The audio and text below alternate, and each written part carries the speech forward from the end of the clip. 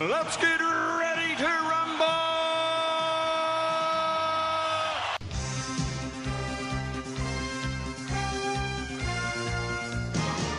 Hello and welcome to Netflix versus Cinema. Is the Netflix revolution killing cinemas? Is the question we usually ask on this show.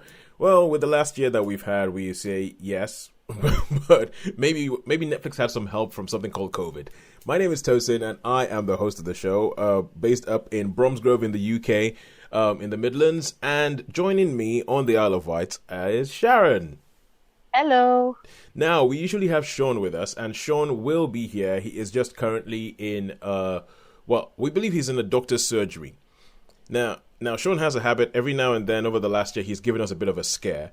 And we from what we understand, this is not a scare thing. It's not a scare thing. No, it's probably post-op follow-up, I would imagine. Yes. So we think Sean should be fine, and Sean will probably pop in at some point. So we might be in the middle of a film review or something. Also, you will just hear, "Hello, hi guys, hi, is this thing working? Can you hear me?" And that will mark the arrival of Sean. But he did scare us to death because he had an emergency appendectomy and then peritonitis, so he was very poorly for a while there. Yes, yeah, he was. And so what we usually do on this show is that we usually go to the cinema. Even saying those words fills me with some sort of like a sort of wistful dread, if that's such a thing, if there's such a thing as a wistful dread, or just I remember cinemas. Yeah, sadness for what we have lost. Yeah, so we would go to the cinema, we would watch a couple of films, and then we would go at home and we would watch things, and we would weigh them up and say, which viewing experience was better? Where did we get a bang for our buck this week? And in the lockdown, I think we have all pretty much unanimously said, you know what? They're different. Cinema definitely has a place. It's different. I mean, when it comes back, it's going to have to up its game or figure out something to make everybody realize how different it is and what it is that it offers that you can't get at home. And maybe the lockdown might even help with that, but that's what we've done. But what we're doing at the moment is we are just watching things on various streaming platforms at home, and we are saying, okay, this is what we think. And every now and then it breaks up into a discussion about how our viewing habits have changed. Would you agree with that, Sharon? Definitely, yes. It's had a bigger impact than I think any of us anticipated. Because when you think, I know we're all cinema goers, but for a lot of people, they don't go for cinema that often. Yeah. It probably is just like the big event films that they all turn out for. Whereas we would see pretty much anything that was coming out. Yes. So we think, but for most people, it wouldn't have that big an impact. But I think for even those people who only go occasionally, they suddenly think, you know what, there is something special about sitting in a darkened room when you give yourself permission to do nothing but watch that film. Yeah. There is no requirement for you to think, oh, should I get a cup of tea and snacks? Or your eye isn't cast over, oh, I've got that to clean up, or I've got laundry to fold up and put away, or I've got... You're not distracted by your life. Someone's just rung the doorbell. I'm just going to pause this and then go off and go pick that up. Yeah, it's and I know because judging by what you were just saying about maybe people seeing the big ticket things, because we had a period of doing interviews. We had a period of doing interviews with people, with film buffs. We're calling it a film buff interview, where we would interview people for a weekend or just ask them a whole bunch of questions. And one of the things that came up is that one of the questions was, what's the final film you saw in the cinema? And a lot of people were saying Star Wars, because that was the last thing that they saw, because it was the last really, really big ticket film that had been released. But anyway, we're going to move on, and this week we are going to talk about things that we've seen. So Sharon, you have been you have been a good Netflix customer, and you have watched what they have shoved right in your face and said, "Watch this." Is that? Yeah, I think I followed the clickbait basically. So they wave a flag, a big shiny object at me, and I'm going, "Oh, what's that?"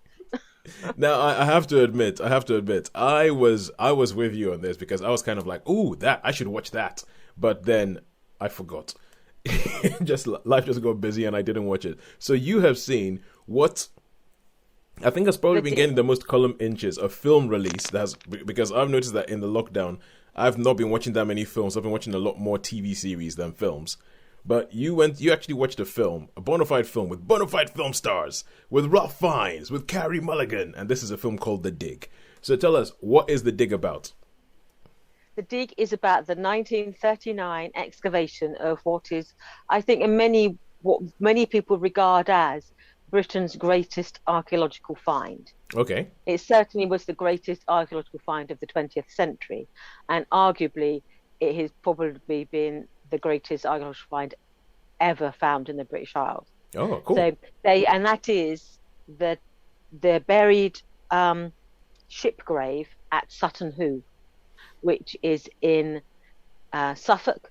So if you're don't know much about your British geography, you've got the east of England and you've got the big roundy bump thing above London. Okay, yeah. And Suffolk is one of the bits up there. You've got Norfolk and you've got Suffolk. Ah, yes. And so it's that sort of eastern England, which we think of as being like always flooded, basically. But Suffolk is one of the bits where they have got these rolling downs, but it is close to the sea. Yeah.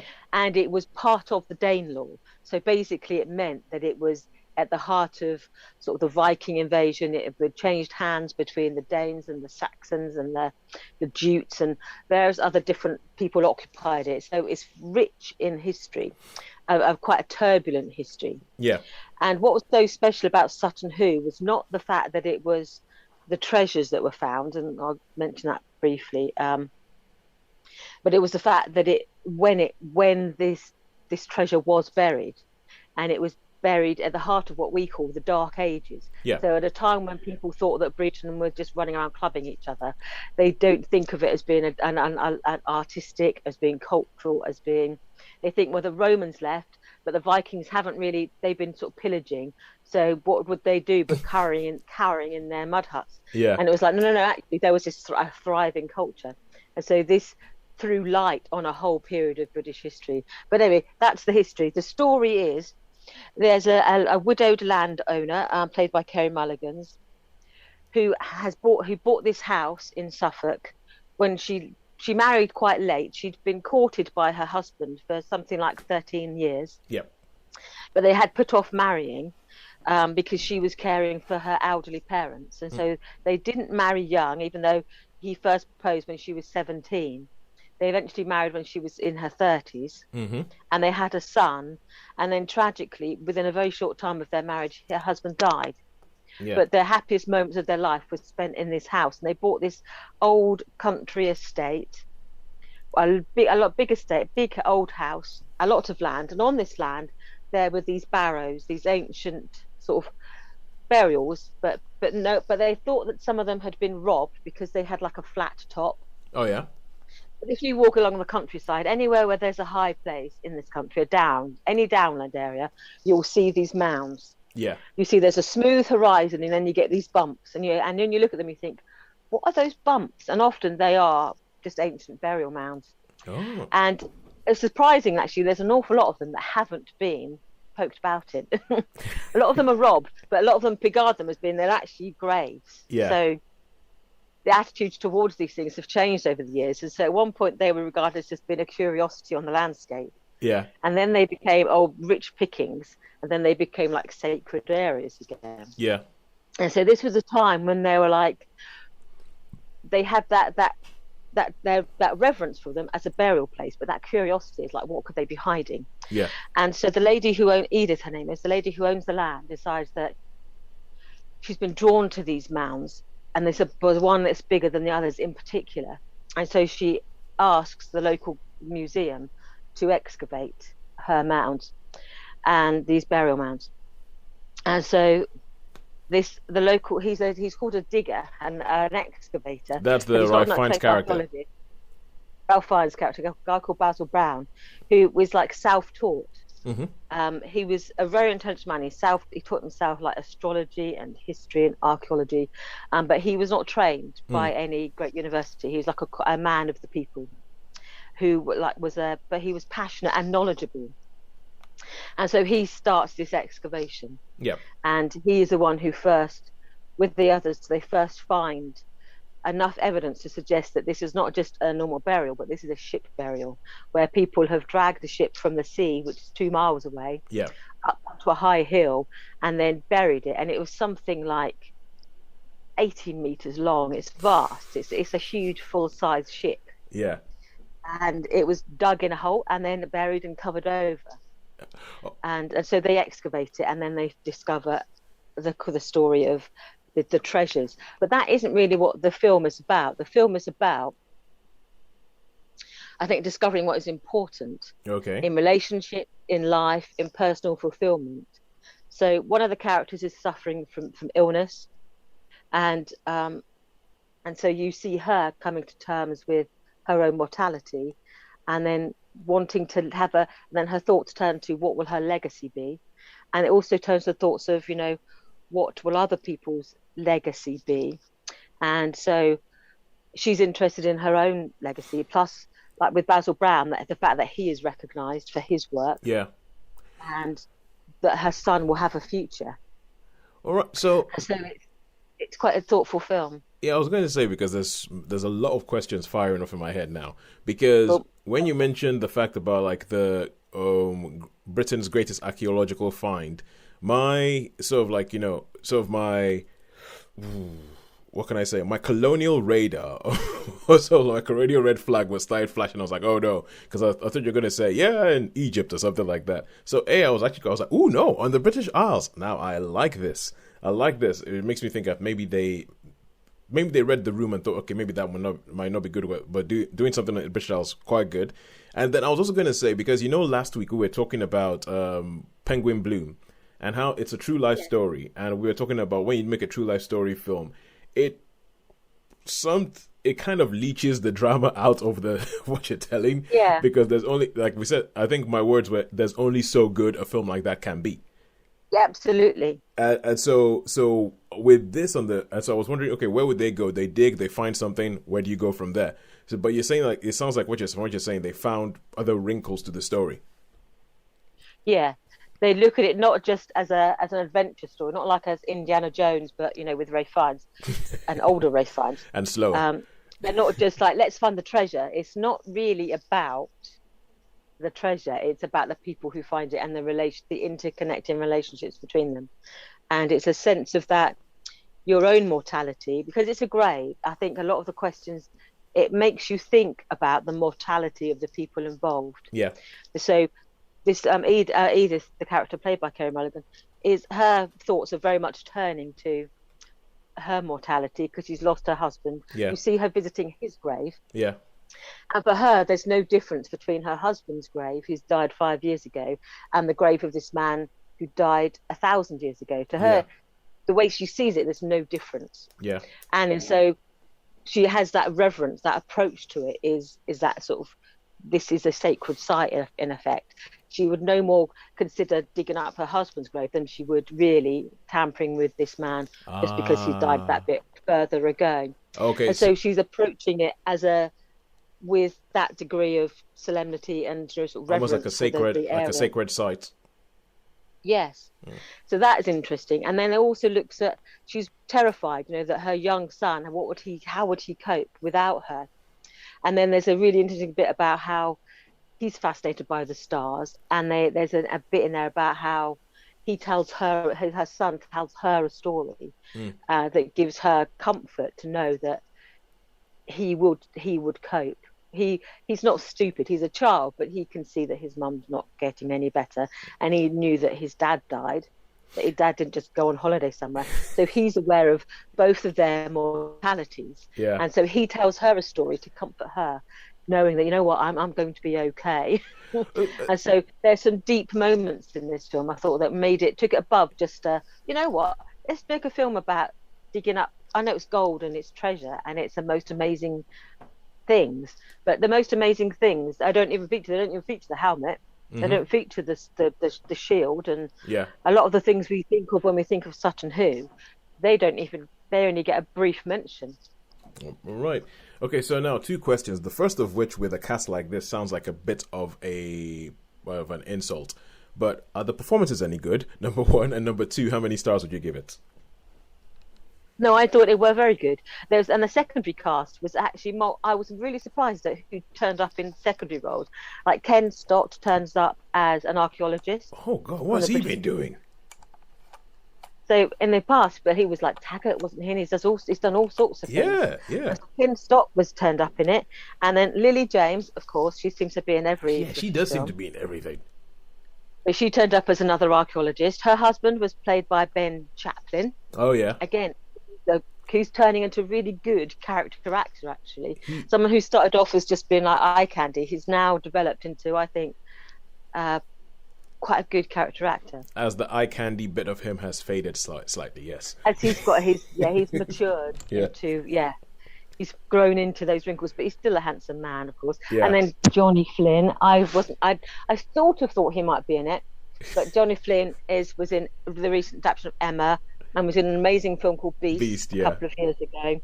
And I know him from his music because I've still got CDs and I've got all of his.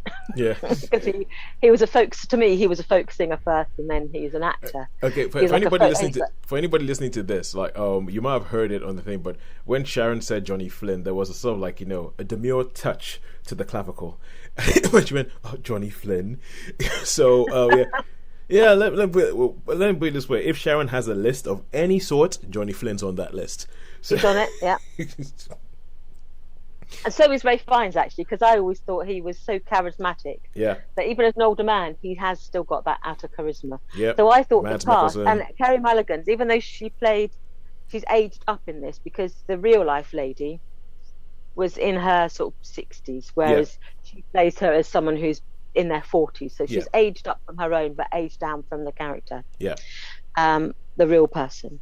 But so to be honest with you, I didn't think there was any duff ones in it. No one I looked at and thought, you are really sort of stretching the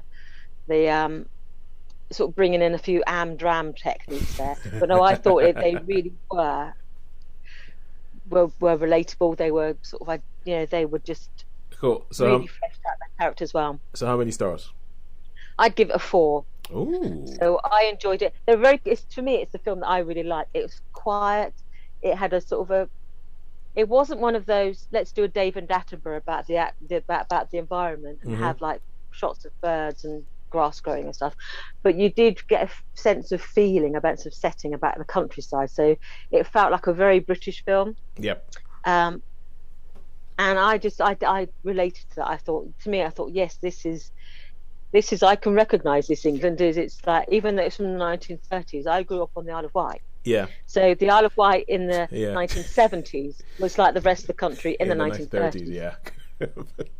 So that little boy, when he was running around, I thought that was my childhood, because people on the island say, that if you grew up in the 70s, it was like growing up in the 40s and 50s anywhere else in the country. Well, I can imagine. Yeah, but you're quite a sort of like a walker with your mum. You do go walking in a whole bunch of different places and all that. So I can imagine anything that has to do with outdoors in the English countryside is you all over. So it's me there, and we were children, we used to go up to one of the downs where there are some barrows. There's loads of barrows on the island. Yeah. And we used to just like run up and down them. We didn't treat them with any degree of reverence. And then a few years later, they actually stopped people climbing on them, because they were saying, you know what, no, these aren't just a good place for you to ride your bike off of. Yeah. These are actually these are graves. Yeah.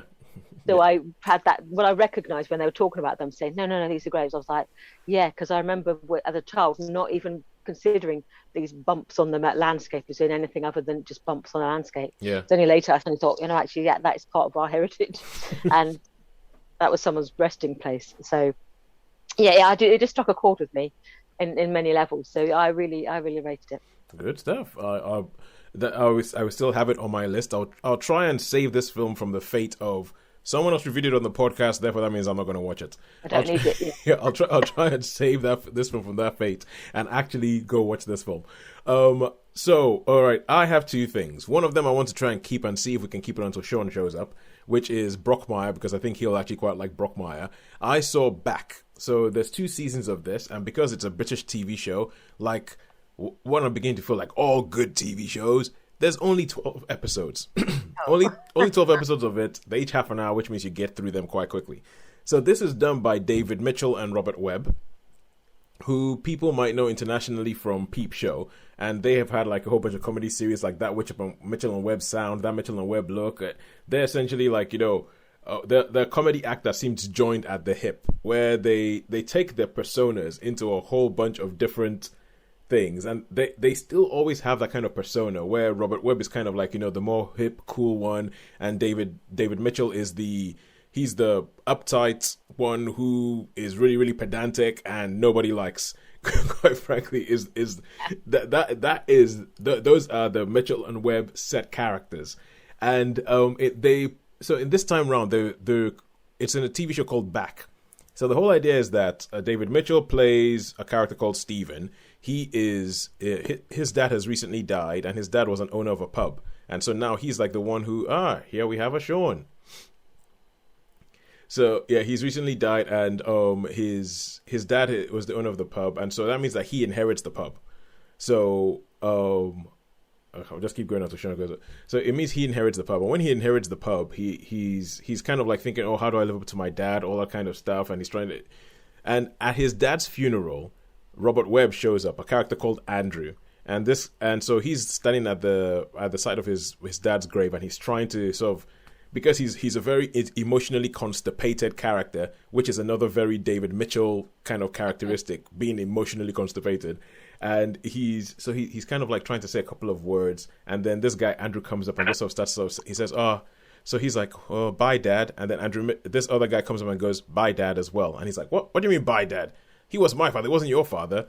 And he sort of says, no, I was a foster child. I stayed with you guys for 5 months, like all these years ago, and that was one of the best times of my life. So I really see you guys as family.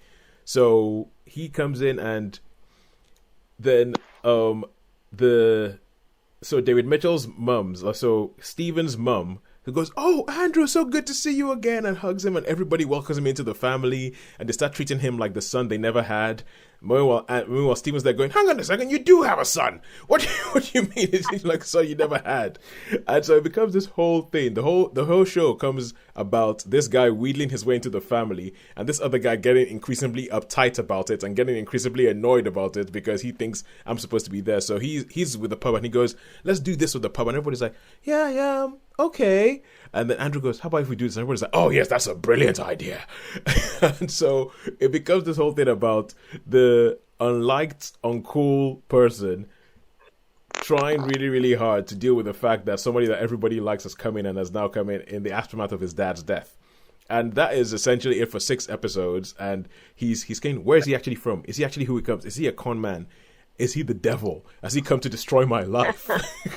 And they never really explain what happens, but because it ends up that Andrew's in his dad's will, and the pub is left to him, his sister, his mother, and Andrew, this foster child. And he's like, why on earth is he in the will? We only knew him for 5 months. We only knew for 5 months 30 years ago. Why is he in the will? And so I actually think this is really, really well done.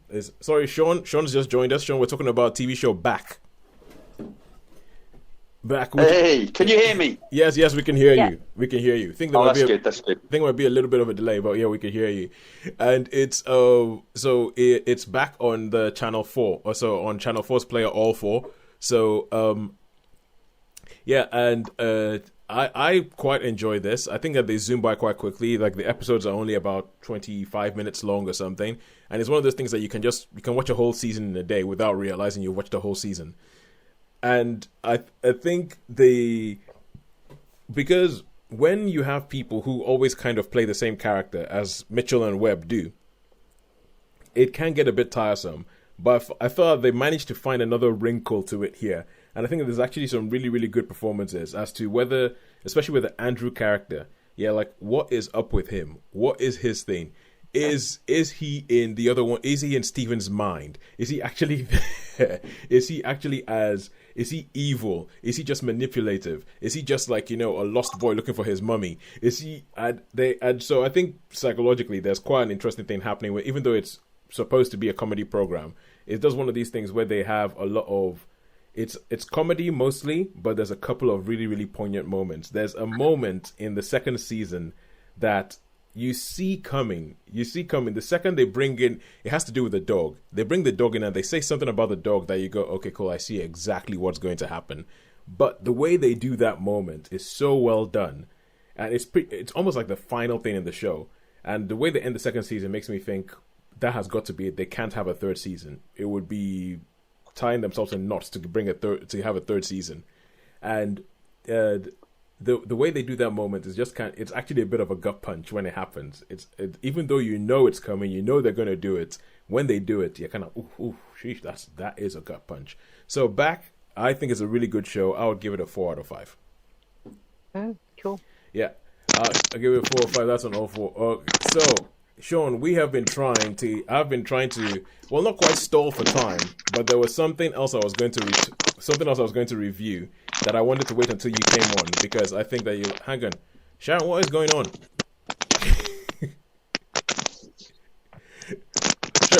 Sharon, what's going on? We're just getting, okay, she hasn't got headphones in. We're getting a lot of rustling.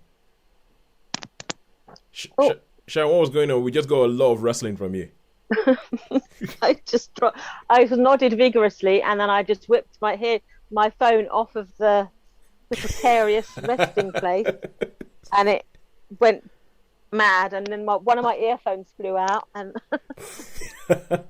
the perils of like, remote lockdown recording. podcast recording. Have you started your new job, Sharon? Yes, I have. You have. How was it? It was very good, thank you. We managed to. I finally was able to walk through a building and be paid for it.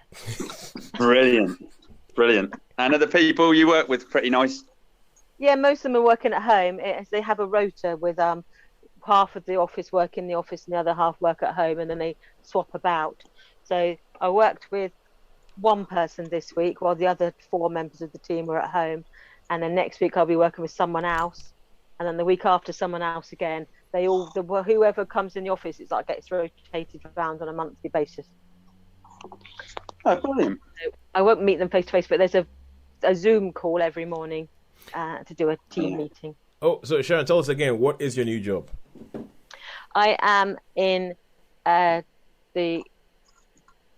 National Health, a admin support for the surgical team, and we're called the Central Booking Office, and we basically deal with surgical clinics in the hospital, preparing the patient notes and dealing with everything regarding these 3 particular surgical units. So that must be a bit of chaos at the moment with COVID, with things being cancelled and moved around and all that. Yeah, so one of the things is when you check to see what clinics are running and what surgeries are running, you have to check literally the morning of the surgery just to make sure that it is still running. So you can't send any paperwork up to the actual hospital because we're in a different building. You don't send the paperwork up until literally an hour before the clinic, because it up any moment up until that point it could change. No. So you have a list of like 10 clinics that could be running on any given day, and then most days it's reduced down to like 3 or 4. Fair dues. Oh, good. But I'm pleased. I'm really, really pleased. Well, I'm sure Toes is as well. Really pleased for you. Well, Thank yeah.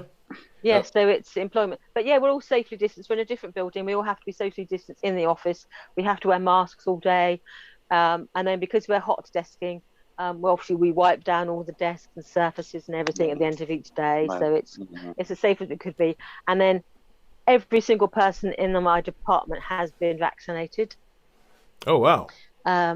Does that include you, or are you sort of like next on the? No, I had mine today.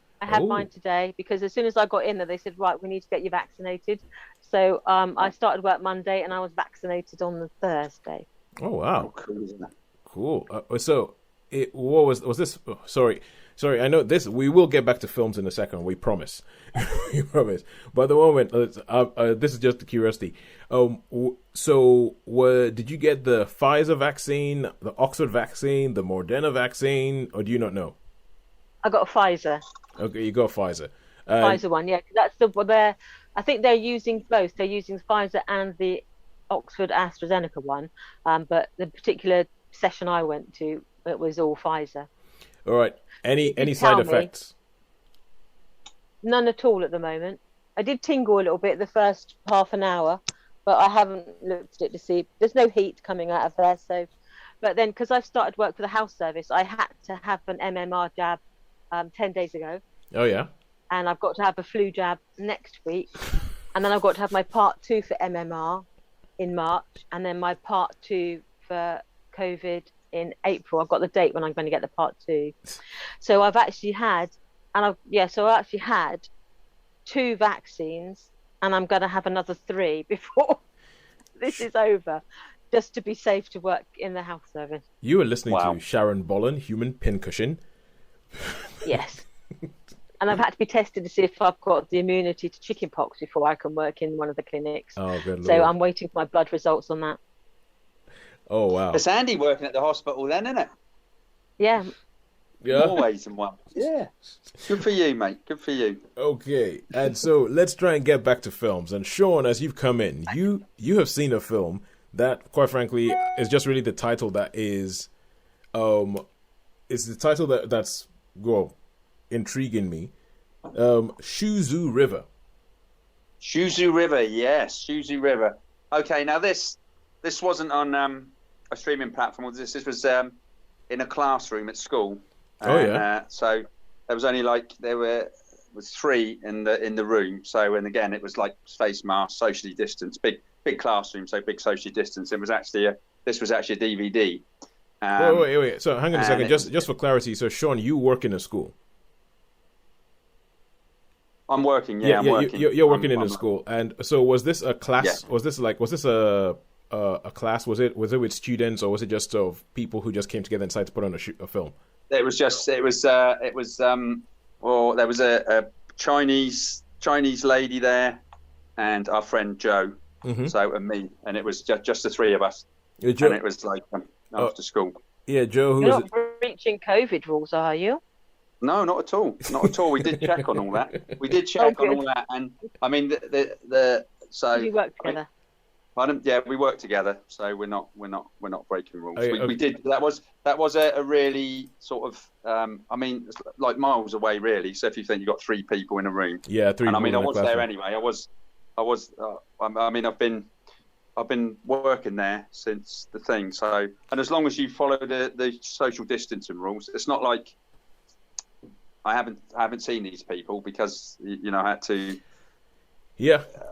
With one thing and another. So no, I haven't, Sharon. Just Well, so you good. know. I know you wouldn't be one of those people going. Well, I'm out really paranoid anyway. So I mean, I'm like super paranoid anyway. So I like gel my hands. If I get in the car, I get out of the car.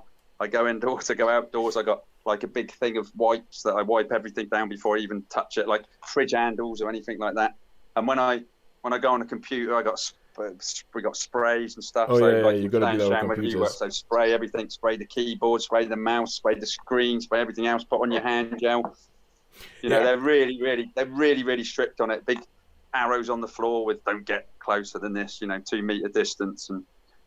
But I mean, I'm paranoid enough anyway. And if I didn't feel safe, there's no way I'd do anything. You know what I mean? Yeah, I was just in case anybody's listening and wondering how can you meet up in a room with people and watch things on a DVD? I just thought we should clarify and say no, don't worry, it's okay. Sean's good. Sean's good with this. So you're watching this with Joe. Joe is a teacher who pretty much started off the Chinese program at the school. Yeah, and it's just like it's just huge. It's just gone huge. It's crazy. It's crazy, really. Good stuff. He's been making sort of for lessons. He's been making like little mini lessons on video. So they do. I mean, now at school they've got they're giving out Google Chromebooks, and so they have to tutor. So they go in and they have like an online lesson. Yeah. So so it's like, he's still teaching all the lessons because he's the only Chinese teacher. He does like 3 times the work of any of the others. And but also during that time, he's made like lessons and they really remind me of like the Open University ones you used to get. And And I mean, he's like your background, so he's like editing and effects and all that sort of stuff. So he's editing, filmmaking, all that. Yeah, and so he's interviewed people, and then you got Miss Zhao. She's like the assistant that came over, and she does.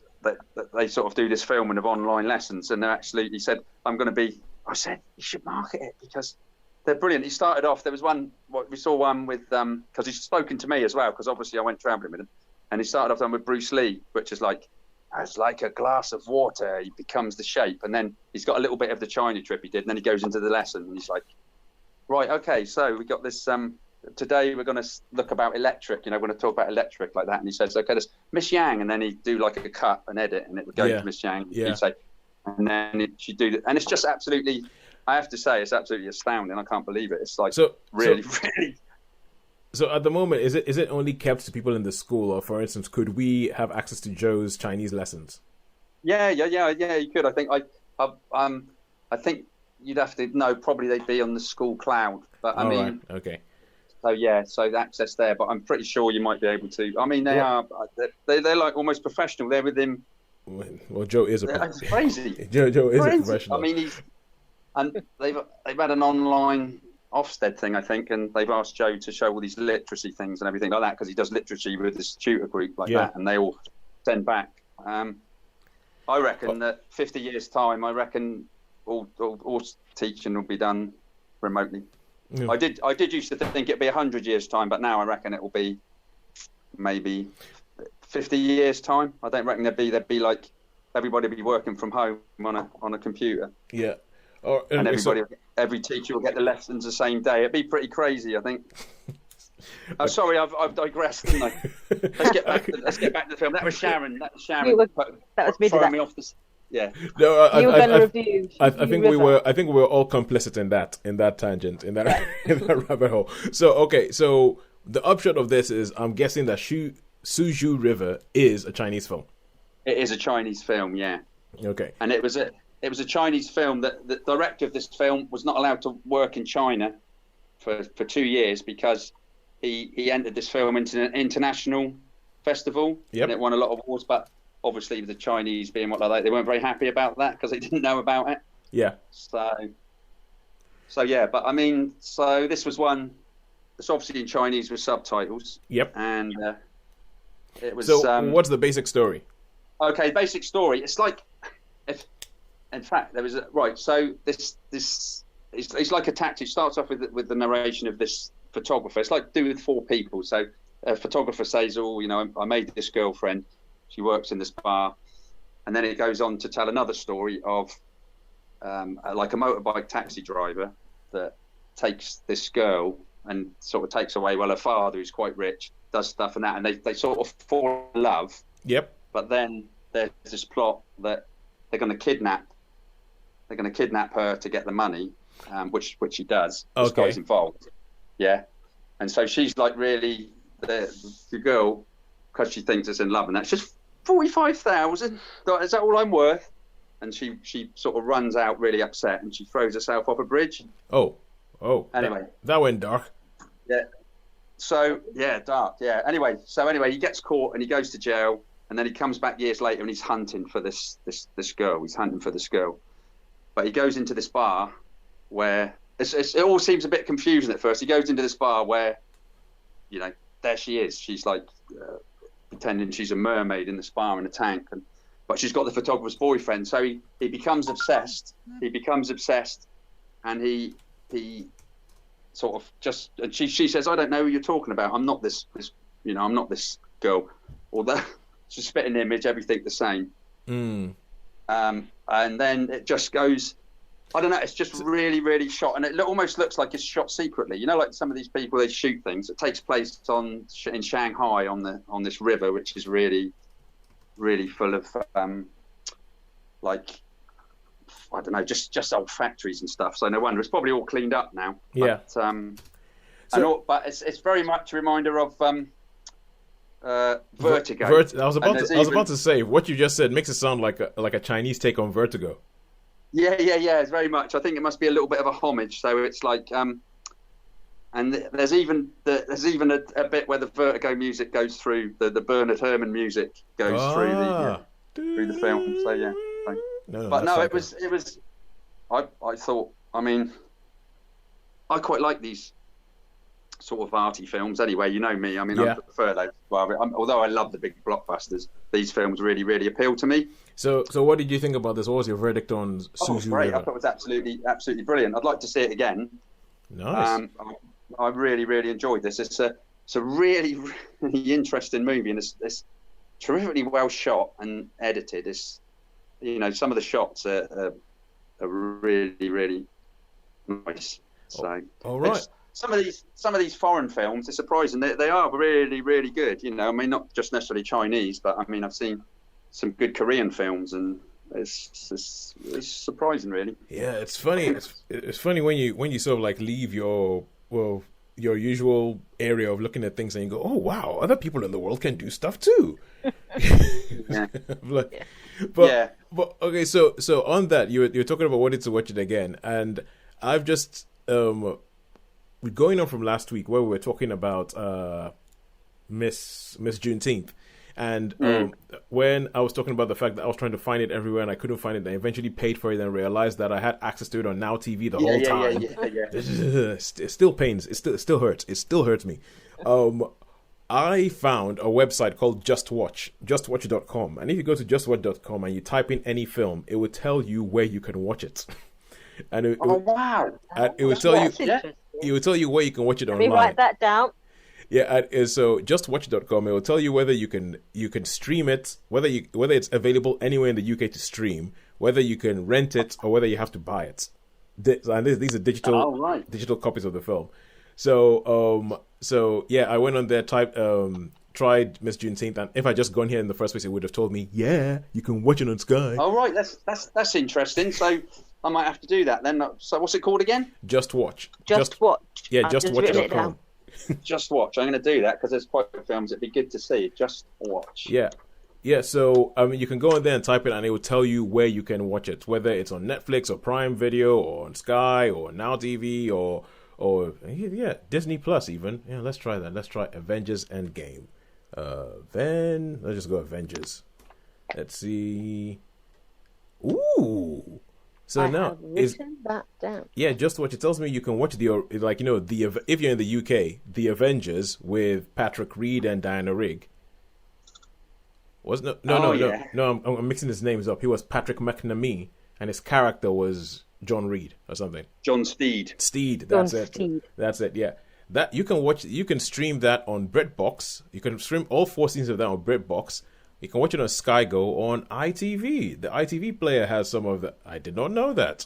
And obviously, Avengers stuff on Disney Plus. So justwatch.com. I've just tried typing in Suzhou River in there. That doesn't seem to be available. But as what you said, Sean, it might be a response to the fact that the issues that the film has had with the Chinese authorities. Yeah, could be something to do with that. As I say, I don't even know if you could. I mean. Yeah, but as I say, that was on a DVD. You obviously can't stream it there, so that's a bit of an anomaly for our podcast, I guess. It is a bit of a, but I love the story. I love the story, Sean. It's. I think you'd enjoy it. Well, you probably would as well, Sharon. I mean, how'd you get on with subtitles? Do you mind subtitle foreign films? Oh, I don't mind them. No, I don't mind them at all. It's just really, really interesting, and like sometimes you get those films that you just have to watch. Yeah. And as I say, it's shot. It's not like particularly sumptuous or anything like that. It's just shot really well. Yeah. And so it's pretty good.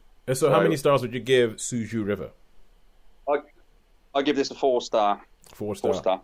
Right. Yeah. Okay. So if you can find Suzhou River anywhere, we recommend tracking it down. Maybe go to the Isle of Wight. Maybe find a certain Chinese teacher. Maybe befriend him. Maybe he will let you see his copy. Maybe. Maybe or maybe not. We don't know. We'll see.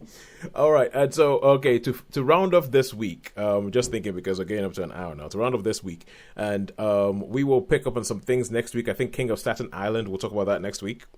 And but there was a show that I saw that I thought, Sean, especially you, I was like, I think Sean might like this. It might be a bit too foul-mouthed for Sharon. So I'm wincing already. Yeah, it's a show called Brockmire.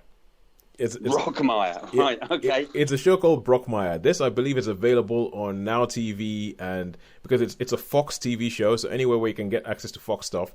I think Right. it's available on Now TV. I also saw it on Virgin. So if you have a Virgin account and you have the Virgin Media Player, you can watch it on that. And this stars Hank Azaria, who is known for doing a lot of voices on The Simpsons. Some of them controversial because he does voices of characters that are not the same race as him. So he's actually the voice of Apu. Well, he has been the voice of Apu, although this year he said he's not going to do it anymore because he's decided that it's a bit insensitive for a white guy to be doing what is a sort of stereotypically Indian accent. And he is the voice of I don't think he might be Dr. Hibbert, but I'm not sure. But he's the voice of the black cop Lou as well. But he's also the voice of Chief Wiggum and all that. And so essentially Hank Azaria is a guy who I think is stupidly talented. I think he is so I think he's one of the actors that I'm like, what's he doing? Okay, fine. I will give it a go. I will give it a go because I think he's stupidly talented. And Brockmire is him playing this kind of like Southern baseball announcer. So the whole thing is that he's a baseball announcer. And when the show starts and it's him announcing a baseball game, and he starts telling the baseball game, and you see him pouring himself like a bourbon and drinking it, and because baseball announcers are a different kind of commentator to any other kind of sport I think I've seen, because it's almost about storytelling at the same time as you're talking about as you're calling the game. I think they call it. It's like it's about storytelling, and it's about saying, "Oh, I remember this thing one time happened," and blah blah blah blah. I think mainly because, and this keeps coming up in Brockmire because the game of baseball itself is a bit boring. So he starts telling this story, and he talks about the fact that he goes back home because it's his wife and his and his wife's anniversary, and he goes back home to meet his wife and to say, "It's been so lovely being married to you all these years," and he walks into the house to essentially find an orgy with his wife in the middle of it, because he thinks I'm going to go home and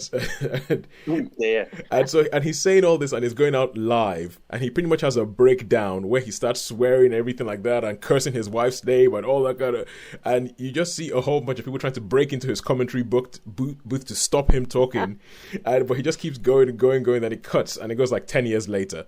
And so you jump 10 years later, and by this time he's kind of disgraced. He's no longer calling Major League Baseball. He's in this small backwater town that has been destroyed by fracking, where like it's just, and everything that you see about this town is like it's run down. Nobody is there. It's just kind of like the place that you wouldn't want to be to. You after being at the height of, it's like imagine being a Premier League commentator and then ending up in some abandoned island north of Scotland as your next career move. And it turns out, and it's quite funny because it says stuff about baseball that, quite frankly, I'm like, I don't understand baseball, so I don't care. But it's really about this character, and it's about him, and it's about how he deals with his demons and his alcoholism and what he's been doing in the past 10 years. Sean, this bit you might like. He's been traveling around Asia, and he's been picking up all sorts of different random odd jobs. One of his jobs was that he was commentating on cockfights. And he spent a lot of time in the Philippines. He's learned like Tagalog, or the Filipino language. He's learned like Japanese and all this. And so you keep having all these things about his life that pop up and all that. But then it's about him trying to integrate into the modern life back in America and not understanding what's going on. And I loved this show. I absolutely loved this show. There's 4 seasons of it. It's one of these ones again. As I think my viewing habits is, I've started watching things that if it's half an hour and doesn't take up too much of my time, I can watch it, and those I can just sort of burn through those now. And so it goes through. He goes to this small town. He ends up having a relationship with Amanda Peet's character, who's called Jules. Amanda Peet. That's another person who, if she's in something, I will watch it because I love Amanda Peet. I think she's great. And it's just kind of like it's tiny small town life, but then each season follows him in a new stage of his career where he gets a new break. Then when he gets a break, it's about there's almost this question of, okay, how's he going to mess it up? But then it starts talking about social issues in the midst of the comedy. So things like a small town that has been destroyed by fracking. Why are we allowing fracking to happen? That kind of thing. Then and in there's one bit where it tackles racism. It tackles racism and sort of institutionalized racism in America, which I thought was quite timely, even though this was made a couple of years ago. It was made before George Floyd died and everything. But it's just talking about how there's a character who's like, an old school, almost kind of like Colonel Sanders character who keeps talking about how we need to keep the sport of baseball pure. and you're like, ooh, I don't know about this. Ooh, I don't. And I think the final season, which was done this year, I think that this was definitely, like, I think a lot of TV was made about, almost in response to what was going on in America, what was going on in America over the last 4 years with a certain person as president. And I think a lot is because the final season jumps way into the future. It jumps way into the future. And it talks about how America is desolated. And America kind of looks more like something out of a Judge Dredd comic than the America that we know now. And the entire final season, because when they jumped forward in time, I was a bit kind of, oh, what the heck's going on here? Because I wanted to know what was going to happen. I was going to know what they were going to do from what they were from the end of season 3, and I wasn't sure it was going to work. But the entire season is essentially like an episode of Black Mirror, because it goes into the future. There's this AI that everybody starts using, and throughout the season you see how the AI is taking over everybody's lives and how that's changing baseball and what that's doing to Brockmire and what that's doing to all the relationships and all that. But in the end, I think it kind of works, even though there was a massive bit of me that really wanted them to just continue with what they did at the end of season 3. So as a season in total, I would give it a 4 out of 5. But Sean, I reckon you would really, really like Brockmire. So I would say I'll have to check that out, because I did check out Barbarians, which I think Sharon reviewed a few weeks ago. Yes, I liked Barbarians. Yeah. I thought I don't remember what rating you give it, but I gave it about I would give it a 4-star, because I really enjoyed it. I thought it was well. Yeah, I well gave it a 4. Together.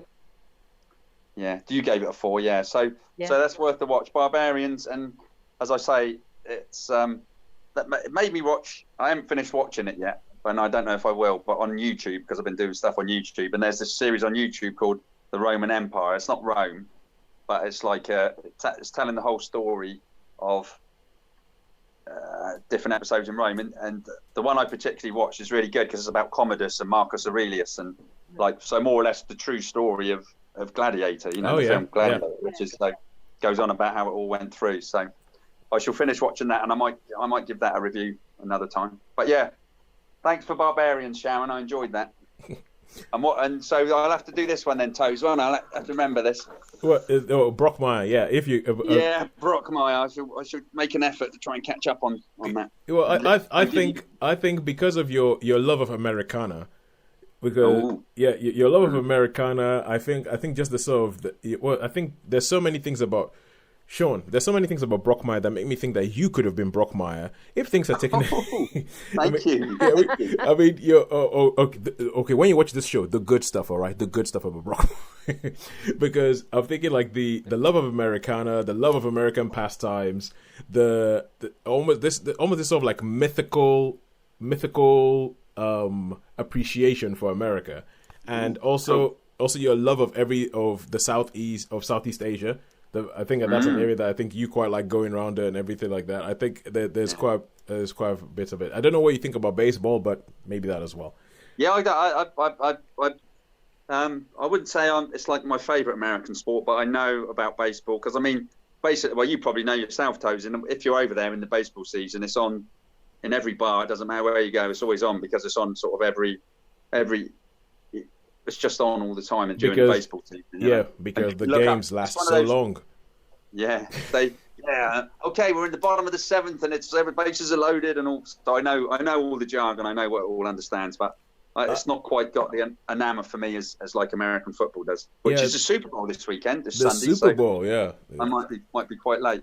But having said that, one of my favourite baseball films is The Colour of Money. Is it not The Colour of Money? That's a Paul Newman one. Moneyball. That's Paul. Moneyball. Oh, Moneyball. Brad Pitt. Is it Moneyball with Brad Pitt? It's just a class film. And I think my favourite American sport, obviously American football, one is Any Given Sunday, I think, which is Any Given Sunday is a good film. Yeah, Oliver Stone is a good film. And there's also a film which wasn't released over here. It was in the States, but you can get it. It's called Draft Day with Kevin Costner. which is just it's just a super draft. It's called Draft Day, Kevin All Costner right. film. Okay, cool. And it's just Never heard of that it's one. all about the draft, you know, and all the like in dealings and all the. Yeah. There's not so much the sport in it, but it's just all the intrigue and like, oh, we go for the first pick, or we want the second, or we want this, we want that, and all the different teams are like, and all the agents are going for it. A bit of like, give me the money. Oh yeah, Jerry Maguire. Yeah, Jerry. Yeah. So. All right, cool. So, get in touch with us. We have a group on Facebook called Netflix vs. Cinema Chat, where every now and then we ask a question. At the moment, the question that's up on there is one from last week, which was UK films versus US films, and their relative approach to happiness or happy endings. Like, what do you think? Have you noticed those? But get in touch with AI. us. I watched AI as well. I know it's a rewatch and it's an old one. You know the Steven Spielberg one? Yeah, the Steven Spielberg film With Jude AI. Law, and that is. I think that is a lovely ending. I don't know. Have you seen it? Have you seen the AI? I have No, seen. I haven't. I have seen AI. Sure. It's a very, very. Yeah, it's a very, very underrated film. I think it's very, very underrated and it needs a watch. It's an absolutely lovely, beautiful film. Oh, okay. Now, this and that, Sean. I think I agree with you. I think AI is a lovely, beautiful film if it ended about 10 minutes earlier than it actually does. Yeah, possibly. I might concede that point there. Yeah, it could have probably been a little bit shorter. It's essentially there's a coda at the end of the film that once that starts, I'm like, because I remember watching the film in the cinema and going, oh yeah, oh wow, that's a powerful point. Well, let's wait, the film's still going. Oh, okay. Yeah, yeah. What's going on? No, you're ruining it. You're ruining everything you're doing. And I feel like the last 10 minutes of the film, I'm just sitting down there going, what the hell am I watching? It really, I feel like it. Yeah. So anyway, I don't want to give away any spoilers about the last 10 minutes of AI, but I feel like the last 10 minutes are like a totally different film to the film you've been watching for the previous 2 hours. But okay, anyway, until that time, please do get in touch with us. Let us know, what do you think, UK versus US endings, film endings, and get in touch with us on Twitter, Netflix via Cinema, on Facebook, Netflix via Cinema. And until that time, when we will talk about King of Staten Island and some other stuff, I might finish watching Succession by then.